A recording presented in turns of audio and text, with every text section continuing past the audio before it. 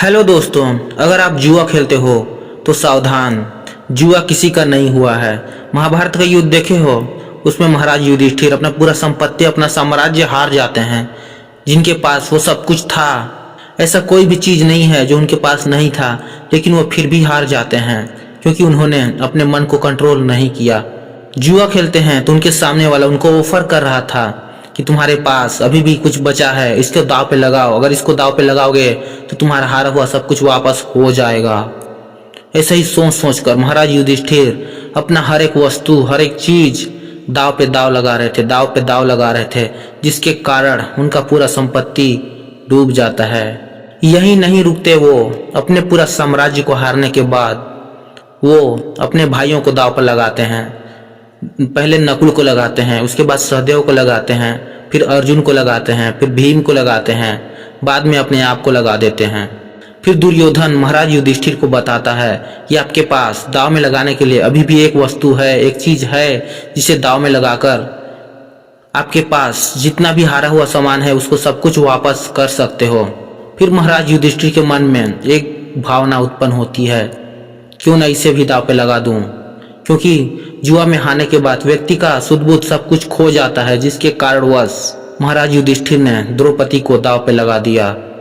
दाव पे लगाने के बाद द्रौपदी को भी हार जाते हैं, जिसके पश्चात क्या होता है, अगर आप महाभारत देखे तो आपको भली भांति परिचित होगा कि द्रौपदी का वस्त्र हरण हो जाता है। जिसके बाद महासंग्राम, महायुद्ध होता है महाभारत का पूरे 18 दिनों तक, जिसमें अपनों अपनों से लड़ जाते हैं, अपने अपनों का बलि चढ़ जाते हैं। ये होता है जुआ का दुष्परिणाम। जो व्यक्ति जुआ खेलता है वो अपने आप को कंट्रोल नहीं कर पाता। वो शुरू में तो सोचे रहता है कि मैं अपने आप को कंट्रोल करके खेलूंगा, लेकिन जब वो पैसा हारना शुरू करता है ना, तब उसका दिमाग खराब होना शुरू हो जाता है, जिसके बाद वह अंधाधुंध किसी पर भी दाव लगाना शुरू कर देता है। फिर अपना लॉस पे लॉस, अपना लॉस पे लॉस करवाते जाता है। जब तक उसके अकाउंट पूरा खाली ना हो जाए तब तक वो हार नहीं मानता है। जुआ एक बहुत बड़ा बीमारी का रूप ले चुका है, जिसका ना कोई इलाज है और ना ही कोई जड़ी बूटी है। अरे कोरोना का भी वैक्सीन आ गया है मार्केट में, लेकिन जुआ एक ऐसा बीमारी है जिसका ना कोई इलाज है, ना कोई जड़ी बूटी है, ना कोई अस्पताल है। ये तुम्हारे दिमाग के साथ खेलता है, तुम्हारे दिमाग में एक ऐसी तनाव का स्थिति उत्पन्न कर देता है जिसके कारणवश तुम मजबूर हो जाते हो। तुम्हारे पास कहीं से भी पैसा आता है तो तुम जुआ में लगाने के लिए उसको 1 मिनट भी नहीं सोचते। अगर मैं इसको हार गया तो कैसे करूँगा, मेरा परिवार कैसे चलेगा, मेरा खानदान का नाश हो जाएगा, अपना पूरा संपत्ति गवा दूंगा।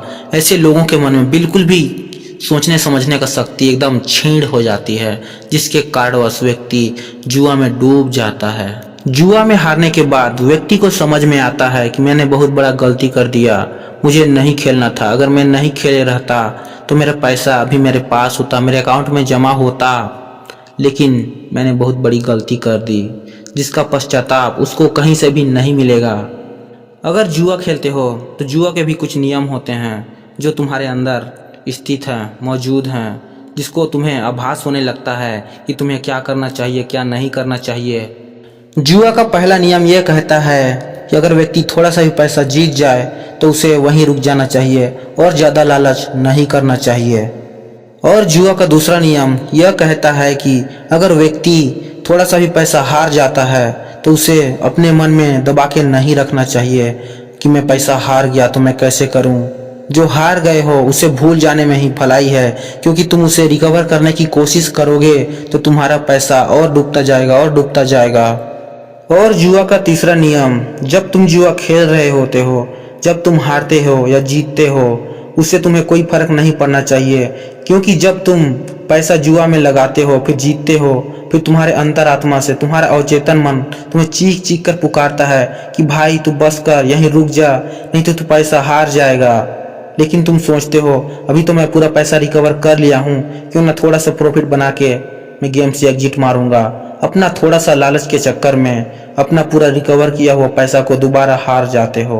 और जुआ का चौथा नियम, जब तुम जुआ खेलना शुरू करते हो फिर अपने अकाउंट से गेम में पैसा ऐड करते हो, तब तुम्हारा पैसा जब गेम में ऐड हो जाता है ना, तो तुम्हें पैसा की तरह बिल्कुल नहीं लगता, वो सिर्फ तुमको नंबर दिखाई देता है। जिसके बाद जब तुम्हारा नंबर घटने लग जाता है तो तुम्हारा मन एकदम भावुक हो जाता है, अरे मेरा नंबर घट रहा है, कैसे करूं, समझ नहीं आता। जिसके वजह से तुम अंधाधुंध किसी पर भी दाव लगाना शुरू करते हो, इसलिए तुम्हारा पैसा डूब जाता है और तुम डिप्रेशन में चले जाते हो।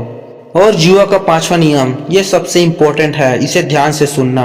जब तुम जुआ खेल रहे होते हो, फिर उसमें जितना भी पैसा हार जाते हो, चाहे वो 10,000 हो या 20,000 हो, उसके बाद तुम्हारे मन में एक अजीब से उतावलापन शुरू हो जाता है। जिसके बाद तुम सोचने पर मजबूर हो जाते हो, अरे भाई मेरे अकाउंट में इतना पैसा था, उसको मैं हार गया, पूरा 10,000 का नुकसान हो गया, 20,000 का नुकसान हो गया। फिर तुम्हारे अकाउंट में कुछ भी पैसा बचे रहता है, उसको सोचते हो, मेरे पास इतना पैसा था, उसको तो मैं हार गया, और इतना बचा है, उसको मैं बचा के क्या करूँगा। जिसके बाद अपने अकाउंट का बचा हुआ पैसा को भी गेम में ऐड करके उसे खेल देते हो, फिर वो भी ख़त्म हो जाता है। उसके बाद तुम्हारे पास पछताने के अलावा कुछ नहीं बचता। अगर जुआ खेल रहे हो तो ये नियम ज़रूर फॉलो करना, ताकि तुम्हारा बचा खुचा पैसा सेफ रहे। अगर वीडियो पसंद आई होगी तो वीडियो को लाइक और चैनल को सब्सक्राइब जरूर कर देना, और हो सके तो वीडियो को ज़्यादा से ज़्यादा शेयर कर देना, ताकि कुछ लोगों का भला हो सके। बेचारा लोग बहुत मेहनत करके पैसा कमाते हैं और उनका सब पैसा गेम में डूब जाता है।